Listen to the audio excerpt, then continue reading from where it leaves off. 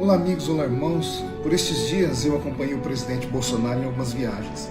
Eu notei no seu semblante e em sua fala, ainda que descontraída, o cansaço, a fadiga, por lutar contra uma correnteza de uma velha política que ainda não compreendeu que todos nós nos cansamos do toma lá da cá. Quando Bolsonaro fala em futuro, seus olhos chegam a brilhar. Brilha diante da preocupação com o Brasil. E entre uma frase e outra ele sempre diz: temos somente esta chance.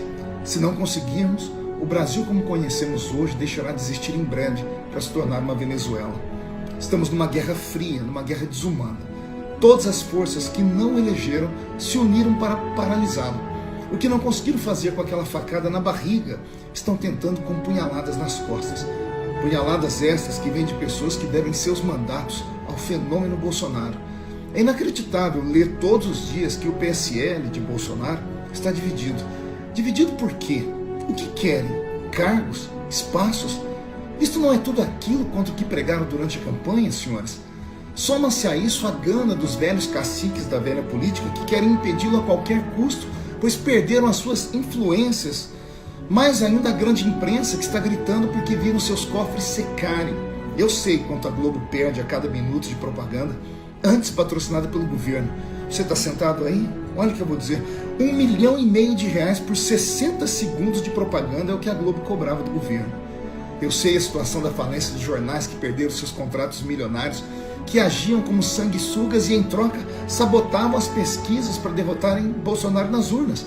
Esses aí também perderam suas gordas quantias, estão à porta da morte e no último ato estão dando um abraço dos afogados, atirando para todo lado, em toda a família do presidente Bolsonaro, em toda a sua equipe de governo. Vejam o que fizeram, por exemplo, com a ministra Damares. Humilharam ela, tocaram na fé dela, na fé cristã, foram cruéis. Nos governos anteriores, as discussões eram sobre a queda dos ministros por corrupção, roubos. E hoje, se apegam a mensagens de internet e WhatsApp. Isso é perseguição descarada. Bolsonaro é um homem honrado, é honesto, ama o Brasil e os brasileiros. Acho que esta é a pior situação que nós já vivenciamos. Nunca antes eu vi o Congresso se movimentar como agora. Claro, não todo ele, mas os caciques que eu já citei aqui, líderes e parlamentares, que falam uma coisa na frente das câmeras, por exemplo, vamos aprovar as reformas, e às escondidas tramam como neutralizar a medida provisória das reformas ministeriais, para assim voltar o número dos ministérios que para nada serviam a não ser como cabide de emprego e fonte de desvio de dinheiro público. Planejam hoje como sabotar, por exemplo, a reforma da Previdência, tudo isso escondido. Se nem todos os brasileiros compreendem essa linguagem, eu falo aqui para a igreja que ajudou a eleger Bolsonaro.